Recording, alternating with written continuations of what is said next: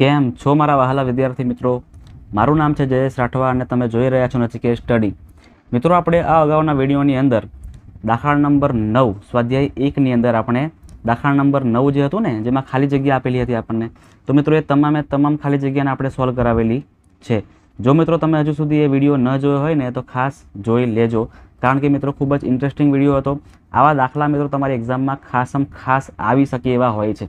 બરાબર છે, હેતુલક્ષી પ્રશ્નો તમને પૂછાય જ છે બોર્ડની એક્ઝામમાં. એટલે મિત્રો આવા ખાલી જગ્યા, વિકલ્પો, ખરા ખોટા વાળા ક્વેશ્ચનને ખાસ મિત્રો ધ્યાનમાં લેજો, કારણ કે તમારા માટે મિત્રો એક માર્ક્સ ખૂબ જ ઇમ્પોર્ટન્ટ છે. એટલા માટે મિત્રો ખાસ એ તમે વિડીયો ન જોયો હોય તો જોઈ લેજો. હવે મિત્રો આપણે આ વિડીયોની અંદર શું કરવાના છે, તો મિત્રો અહીં આપણને આપેલું છે વિકલ્પોવાળા ક્વેશ્ચન, ઓપ્શનવાળા ક્વેશ્ચન, કે તમને 4 વિકલ્પ આપવામાં આવશે અને તમારે 4માંથી કોઈક એકને પસંદ કરીને ભાગવાનું છે. ક્લિયર છે? ચાલો શરૂઆત કરીએ આપણે. ખૂબ સિમ્પલ દાખલા હશે, બહુ દાખલા અઘરા હોય નહીં. તમારા બેઝિક જે ફંડામેન્ટલ તમારા જે ક્લિયર હશે ને, તમારું બેઝિક ક્લિયર હશે ને, તો તમે મિત્રો ઇઝીલી બધું પાર કરી શકશો. બેઝિક એટલે શું? તો બેઝિક એટલે મિત્રો ગુસા છે, લસા છે, કોમન કેવી રીતે આપણે તમે કાઢો છો, બરાબર છે. આ બધી વસ્તુ તમને જો આવડતી છે તો તમે ઇઝીલી દાખલા બધા કરી શકશો. ચલો શરૂઆત કરીએ આપણે. સૌથી પહેલો વિકલ્પ આપણને આપેલો છે કે 93 વડે વિભાજ્ય હોય. કઈ સંખ્યા વડે વિભાજ્ય હોય? તો મિત્રો 93 વડે વિભાજ્ય હોય તેવો 5 અંકનો મોટામાં મોટો પૂર્ણાંક કયો છે? મિત્રો જ્યારે પણ મિત્રો તમને આવા ક્વેશ્ચન પૂછાતા હોય ને, તો તમારે શું કરવાનું? જો શું લખ્યું છે અહીંયા, 5 અંકનો મોટામાં મોટો પૂર્ણાંક આપણે શોધવાનો છે. પણ એ પાછો કોના વડે વિભાજ્ય હોવો જોઈએ? 93 વડે વિભાજ્ય હોવો જોઈએ. બરાબર છે. ચલો સૌથી પહેલાં આપણે સંખ્યા લખી દેવાની. 5 અંકની મોટા મોટી સંખ્યા કઈ થાય છે? હવે આવો ક્વેશ્ચન તો મિત્રો બધાને આવડે ને? ના આવડે. 5 અંકની મોટા મોટી સંખ્યા એટલે શું આવશે? તો કે ભાઈ 99,999. એટલે કે 5 નવડા મૂકી દેવાના પ્રેમથી. 5 નવડા આપણે પ્રેમથી મૂકી દેવાના. 99,999 આ 5 અંકની મોટા મોટી સંખ્યા છે. હવે એને મિત્રો ભાગવા પડશે આપણે કોના વડે? કોના વડે ભાગશું? તો કે ભાઈ 93 વડે ભાગશું ને. તો 93 વડે જો એના ભાગ કરીએ તો શું આવે છે? ચાલો 93 એકા 93. હવે ઘણા કહેશે કે સર અમને તો 3નો ઘડ્યો જ નથી આવડતો. તો ભાઈ ગુણાકાર કરી લેવાનું, એ તો આવડે ને. ચલો 9માંથી 3 જાત કેટલા વધશે? તો કે 6 વધશે. અને આ 9 તારું અહીંયા નીચે. હવે સિમ્પલ વસ્તુ છે મિત્રો કે આ 93ના ભાગ 69ના ભાગ 93થી નહીં પડે, એટલે હજી એક નવડો આપણે નીચે મૂકવો પડે. 699ના ભાગ આપણે કરશું 93 વડે. તો ગુણાકાર કરી લેવાનું. ઘડ્યો તો મિત્રો મને પણ ના આવડતું હોય. તો તમે જુઓ કે 9 × 7 = 63 થાય છે. જો 9 × 7 = 63 થાય છે અને અહીંયા 69 છે, મતલબ કે નજીકમાં છે. એટલે આપણે શું કરવાનું કે ટ્રાય કરવાનું, બરાબર ને. 93 7 આપણે ટ્રાય કરીએ. 7 તરી 21, 9 × 7 = 63, 63 ને 2 65. તમે જોઈ શકો છો કે 651 આવ્યા. 651 જો 93 8 કરશો ને, તો ચલો ટ્રાય કરીએ, વધી જશે એમ તો. 3 × 8 = 24, 9 × 8 = 72 ને 2 કરો એટલે 74. જુઓ ને, વધી ગયા. બરાબર છે. એટલે આપણે આ કિંમત લઈ શકાશે નહીં, આપણે શું લેવું પડશે? 7 લેવા પડશે. તો મિત્રો તમારે આવું કરી લેવાનું. ચલો કઈ કિંમત આવી હતી? 93.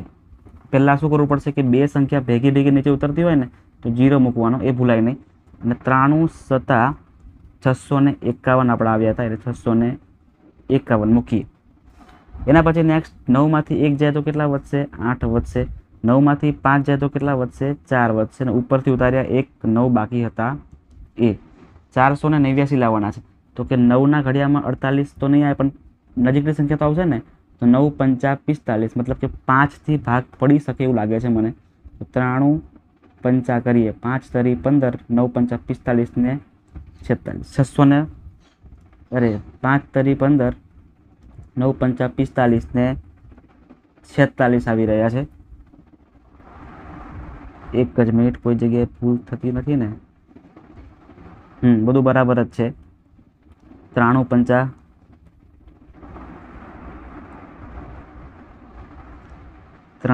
× 5 5થી જ પડશે. 5 તરી 15, 9 × 5 = 45, 45 ને 1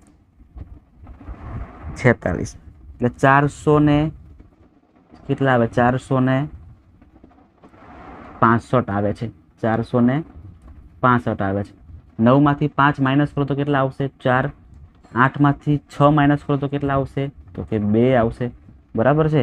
હવે શું કરીએ આપણે? 4 × 4 એટલે 0. હવે મિત્રો તમે જુઓ કે શેષ જે વધીને મિત્રો આપણને શેષ, એ શેષને આપણે આપણી મેન સંખ્યામાંથી માઇનસ કરવાનું. યાદ રાખજો કે જ્યારે પણ દાખલા પૂછાય આવા તો શું કરશું? તો કે આ તો આપણી 5 અંકની મોટા મોટી સંખ્યા હતી, પણ આના ભાગ નહોતા પડતા. જો આપણે 24ને માઇનસ કરશું ને તો એના ભાગ 93થી પડી શકે. એટલે હજુ આપણો જવાબ તો બાકી જ છે. ક્લિયર છે? હજી આપણો જવાબ તો બાકી જ છે. હવે શું કરવું પડશે આપણે? તો કે ભાઈ આ 5 અંકની મોટામાં મોટી સંખ્યા 99,999માંથી આપણે 24ને માઇનસ કરી દઈએ. તો 9 ને 4 માઇનસ કરો એટલે 5 આવશે. 9માંથી 2 જાય એટલે આપણા 7 આવશે. અને આગળ બધાય નવડા લખી દેવાના છે. 9, 9 અને 9. 99,975 દેખાય મિત્રો, એને ટીક કરીને ભાગવાનું. બરાબર છે? તમે જોઈ શકો છો કે સી, આપણો સી ઓપ્શન સાચો બને છે. 99,975. નેક્સ્ટ દાખલો જોઈએ આપણે હવે. જો ગુસાઅ 65 117 બરાબર 65m - 117 આપણને આપેલું છે તો એમની કિંમત મેળવવાની છે. સૌથી પહેલાં 65 અને આ જે 117 આપણે આપેલા છે એના ગુસા મેળવી લઈએ. તો સૌથી પહેલાં તો એના ભાગ કરવા પડશે, અવયવ કરવા પડશે. 65 અને 117. 65ના ભાગ શું પડે? તો કે ભાઈ 13, 5 65 અને આના ભાગ 13 તરી 39 તરી 117. સિમ્પલ મિત્રો, આપણે જે ખાલી જગ્યામાં જોયું હતું ને, ખાલી જગ્યામાં પણ ખબર છે આવી સેમ દાખલો આપણને આવ્યો હતો, આપણે કર્યો તો પણ ખરો. તો એવો ને એવો સેમ દાખલો આપણે કરવાનો છે. તો આમાં 13 આપણો શું આવે છે? ગુસા આવે છે. હવે લખીએ આપણે આખું જે આપણને આપ્યું છે કે ગુસા બરાબર શું આપ્યું છે આપણને? 65m - 117.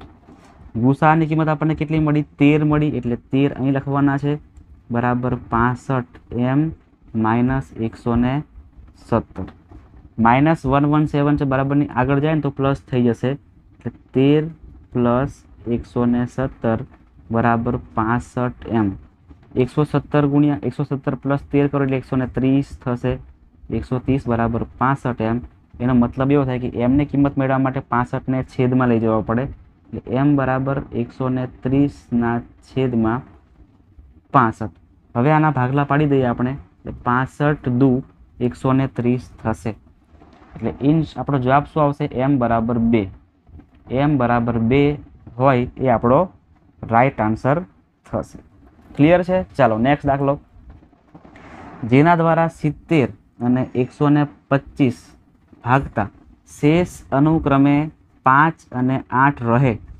યાદ રાખજો, જેને 70થી ભાગીએ છે ને તો શેષ 5 વધે છે. એટલે એકચ્યુઅલમાં શું કરે? શેષ છે એટલે માઇનસ કરવા પડે, બરાબર? એટલે 70માંથી સૌથી પહેલાં આપણે 5ને માઇનસ કરી દઈએ, કારણ કે શેષ 5 વધે છે એટલા માટે.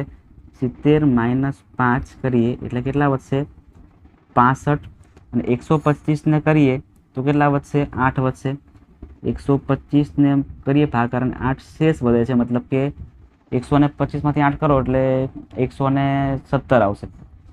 ચલો, તેવી મોટી સંખ્યા કઈ છે એવું આપણે મેળવવાનું છે, બરાબર છે? આ સંખ્યાને કઈ સંખ્યા વડે ભાગી શકાય? તો મિત્રો તમને યાદ છે ને, આપણે આની આગળ જ કર્યું આપણે, બરાબર છે? શું કર્યું? તો તમે જોઈ શકો છો કે ગુસાઅ 65ના ભાગ 13 × 5 = 65 અને 117ના ભાગ 13 × 3 × 3. તો 13 આપણો ગુસા મળતો હતો. અને આપણને આમાં શું મેળવવાનું છે? તો મિત્રો આમાં આપણને ગુસા જ મેળવવાનો છે. તમે જોઈ શકો છો અહીંયા કે મોટામાં મોટી સંખ્યા એટલે કે ગુરુત્તમ સામાન્ય અવયવ એટલે કે શું આવશે આપણો આન્સર મિત્રો? 13 આવશે. ફરીથી કરવાની કોઈ જરૂર છે નહીં. એટલે આપણો આન્સર શું આવશે? 13 ઇઝ અવર રાઈટ આન્સર. ચાલો નેક્સ્ટ દાખલો. 15 અને 35નો ગુસા. તમે જોઈ શકો છો કે માર્ચ 2022ની એક્ઝામમાં પૂછાયેલો ક્વેશ્ચન. ખૂબ જ સિમ્પલ ક્વેશ્ચન, બરાબર? આવો ક્વેશ્ચન આવી જાય એટલે 1 માર્ક્સ તો મિત્રો બેઠા જ મળી જાય આપણને. 15ના અને 35ના અવયવ પાડી દઈએ અને એનો કોમન અંક લઈ લઈએ. 5 તરી 15 અને 5 × 35. આમાં ક્યાં કઈ અઘરું છે? આમાં કઈ અઘરું? કંઈ જ અઘરું નથી, બરાબર? ગુરુત્તમ સામાન્ય અવયવ એટલે કોમન નંબર કોણ છે? 5 છે. 5 આપણો રાઈટ આન્સર રે. મોટી પેન થઈ ગઈ. 5 આપણો રાઈટ આન્સર થઈ જશે. નેક્સ્ટ દાખલો જોઈએ. 2 ધન પૂર્ણાંક a અને b માટે, a અને b બંને ધન પૂર્ણાંક છે. જો ગુસાઅ 13 આપેલા છે અને લસા આપણને 455 આપેલો છે, તો એ અને બીનો ગુણાકાર કેટલો થશે એ મેળવવાનું છે. સિમ્પલ. તમને સૂત્ર કદાચ ખબર હશે, યાદ કરાવી દઉં ફરીથી બધાને સૂત્ર, કે શું સૂત્ર હતું, કે ગુસા અને લસા નો ગુણાકાર એ બંને સંખ્યાઓ જ થાય, કે જે બધી સંખ્યાઓનો આપણે ગુસા અને લસા મેળવી રહ્યા છે ને એ બંને સંખ્યાનો ગુણાકાર અને લસા અને ગુસાનો ગુણાકાર બંને સેમ જ થાય. હવે બંને વસ્તુ આપણને આપેલી છે, લખી દેવાની. ગુસા આપણને આપ્યા છે 13 અને લસા આપણને આપ્યા છે 455. આ બંનેનો જવાબ કરવાનો એ આપણો A ગુણ્યા B નો આન્સર થઈ જશે. ચલો ગુણાકાર કરશો ને, કે હું કરી દઉં છું? ચલો હું જ કરી દઉં છું. 455 ગુણ્યા 13, 1 પંચા 5, 1 પંચા 5, 1 ચોક 4, 3 પંચા 15 વધી પડી 1, 3 પંચા 15 ને 16 વધી પડી 1, 3 ચોક 12 ને 13, 5, 11, 9 અને 5. 5915 દેખાય ને મિત્રો, એને ટીક કરીને ભાગવાનું. 5915 દેખાય એને ટીક કરીને ભાગવાનું. ચલો ઓપ્શન નંબર ક્યાં છે? આ રહ્યો ઓપ્શન નંબર બી આપણો રાઈટ આન્સર થાય છે. નીચે આપેલ અવયવ વૃક્ષ x પ્લસ વાય બરાબર ખાલી જગ્યા. આ અવયવ વૃક્ષ વાળો ક્વેશ્ચન તમને પૂછાય છે, ઓગસ્ટ 20માં પૂછાયેલો ક્વેશ્ચન. એમાં આપણે x અને y ની કિંમત મેળવીને પછી આપણે ગુણાકાર કરવાનો છે. ચલો તમે જુઓ અહીંયા અવયવ વૃક્ષને ધ્યાનથી, કઈ કિંમત મિત્રો ઇઝીલી મળી શકે એવી છે? તમે જુઓ કે y ની કિંમત મિત્રો ઇઝીલી મળી શકે એવી છે. કેવી રીતે મળશે? તો કે y એ આ બેનો ગુણાકાર છે. કોનો? તો કે ભાઈ 2 અને 2 નો ગુણાકાર છે. એટલે ડાયરેક્ટ આપણે y ની કિંમત કેટલી મળી ગઈ છે? y બરાબર આપણને મળી ગયા છે 2 ગુણ્યા 2 એટલે 4. ચલો આને સૌથી પહેલા બોક્સમાં પેક કરી દઈએ મસ્ત રીતે. હવે આપણે x ની કિંમત મેળવીએ. તો આ y આપણને 4 મળ્યા, તો 4 અને 5 નો ગુણાકાર કરો એટલે આપણને x મળે, 4 પંચા 20. ચલો ભાઈ અહીંયા આપણે x ની કિંમત એ મળી ગઈ છે. x ની કિંમત પણ મળી ગઈ આપણને કેટલી? તો 20. હવે શું કરશું આપણે? તો હવે આપણે x અને y નો સરવાળો કરવાનો છે. x અને y નો સરવાળો કરવાનો છે. x ની કિંમત 20, y ની કિંમત 4, 20 ને 4 24 કરવાના. 24 દેખાય એ આપણો જવાબ. ઓપ્શન નંબર સી આપણો રાઈટ આન્સર થશે. નેક્સ્ટ દાખલો, જો x, y, z ભિન્ન અવિભાજ્ય પૂર્ણાંક હોય તો લસામાં મિત્રો બધી જ કિંમતો લખી દેવાની. જો x ના અવયવ x જ પડે, y નો અવયવ y જ પડે અને z નો અવયવ z જ પડે. આપણે આખું પણ કરી શકીએ છીએ આવી રીતના કરવાનું. કદાચ રકમમાં આપેલું હોય દાખલામાં તો આપણે આવું કરી શકીએ છીએ કરવું હોય તો, કે x ગુણ્યા 1, y ગુણ્યા 1, z ગુણ્યા 1. હવે લસામાં બધી જ કિંમત લેવાની, બધાને ખબર છે ને, એટલે x, y અને z તો લેવાના અને 1 પણ લેવાના. એટલે કે x ગુણ્યા y ગુણ્યા z ગુણ્યા 1. x, y, z નો ગુણાકાર x, y, z જ થાય અને ગુણ્યા 1 ના ગુણ્યા 1 જ થઈ જાય. એટલે મિત્રો સિમ્પલમાં સિમ્પલ દાખલો છે, પણ તમને કન્ફ્યુઝ કરી નાખે એવો દાખલો છે. બરાબર છે? જો તમે એકવાર પ્રેક્ટિસ કરી હોય ને તો તમે કન્ફ્યુઝ નહીં થાવ. તમારે એકવાર પ્રેક્ટિસ કરવી પડશે, એકવાર તમારે જોવું પડશે. ચલો નેક્સ્ટ દાખલો, √9 + 5 એ ખાલી જગ્યા સંખ્યા છે. છોકરાઓ આ રૂટ નિશાની જોવે ને એટલે ડાયરેક્ટ શું કરે? અસમય સંખ્યા કરીને આવતા રહે અને પછી ખોટું પડી જાય. બરાબર છે? ઉતાવળ નથી કરવાની, આપણે ઉતાવળ નથી કરવાની. તમે જોજો અહીંયા ખાસ કે √9 + 5. પણ મિત્રો તમે જુઓ કે √9, તો કે 9 નું વર્ગમૂળ નીકળી શકે છે. શું નીકળી શકે છે? તો કે ભાઈ √9 ના 3 થઈ શકે છે અને +5 ના 5, એટલે 3 ને 5 કરો એટલે 8 થાય. અને 8 ને અસમય સંખ્યા કહેવાય નહીં. 8 ને અપૂર્ણાંક પણ ના કહેવાય, 8 ને મિશ્ર પણ ના કહેવાય. તો શું કહેવાય? 8 ને પૂર્ણાંક સંખ્યા કહેવાય. પૂર્ણાંક પણ કહી શકાય, અને સમય પણ કહી શકાય, અને પૂર્ણ પણ કહી શકાય, અને પ્રાકૃતિક પણ કહી શકાય. ચલો નેક્સ્ટ દાખલો, 98 નું અવિભાજ્ય અવયવીકરણ ખાલી જગ્યા થાય. એટલે કે 98 ના આપણે અવિભાજ્ય અવયવ કરવાના છે. ચલો સિમ્પલ વસ્તુ છે. 98 ના ભાગલા પાડીશું આપણે મસ્ત રીતે. લાઈન કરી દઈએ સૌથી પહેલા, એક ઊભી લાઈન અને બીજી બધી આડી લાઈનો તમારે પેન્સિલથી કરવાની છે. મિત્રો વારે વારે કયા કરું છું, બરાબર છે? કોઈ પણ વિદ્યાર્થી પેનથી નહીં કરતા, આ બધું પેન્સિલથી કરજો. આવી રીતે કરો ને. 98. ચલો 98 ના ભાગલા શું પડશે? તો પડશે 49 × 2 = 98. આના ભાગ પડશે 7 × 7 = 49 અને 1 7 × 7. લો પતી ગયું. ચાલો ખોટી લાઈનો કરી આપણે, પતી ગયું. લખાશે કેવી રીતે? આને 2 × 7 × 7, મતલબ કે 2 × 7 નો વર્ગ લખાય. એટલે કે 2 × 7 નો વર્ગ દેખાય ને એ આપણો આન્સર. દાખલા નંબર 10, ખાલી જગ્યા એ અસમય સંખ્યા નથી. જોજો ખાસ, અસમય સંખ્યા નથી આપેલું છે. તમે જુઓ કે √41 તો અહીંયા રૂટ નીકળી શકે નહીં, એટલે આ તો અસમય સંખ્યા જ કહેવાય. 31 પર વર્ગમૂળ નીકળી શકે નહીં, એટલે આને પણ અસમય સંખ્યા જ કહેવાય. 15 તમે જુઓ મિત્રો, આ 15 અને 5 આ બેમાંથી કોઈક આન્સર છે. ચલો ચેક કરીએ તો કે તમે જુઓ કે √25 એનો અવયવ એના ભાગ પડી શકે છે, એટલે કે એનું વર્ગમૂળ નીકળી શકે છે. √25નું કેટલું નીકળે? આપણને વર્ગમૂળ 5 મળે છે. અને અહીંયા 15નું કરીએ, જો કે આપણો આન્સર આવી ગયો બરાબર ને, 5. આ અસમય સંખ્યા ન કહેવાય, એટલે આ આપણો આન્સર. અને આને ખાલી ચેક કરીએ આપણે. 15ના ભાગ પડી શકે છે, અંદર પડી શકશે. 5 તરી 15, 5 તરી 15 એટલે કે √5 ગુણ્યા √3, પણ છેવટે તો રૂટમાં જ છે ને હજી સુધી, એટલે આને પણ અસમય સંખ્યા જ કહેવાય. મતલબ બરાબર છે, આ √25 છે એને અસમય સંખ્યા કહેવાય નહીં, એટલે √25 આપણો આન્સર થશે. દાખલા કેટલા બાકી છે હજી? ઓકે, લાસ્ટ સમ છે આપણો. હવે એને પૂરો કરીને પછી આપણે વિકલ્પો પૂરા કરી દઈએ.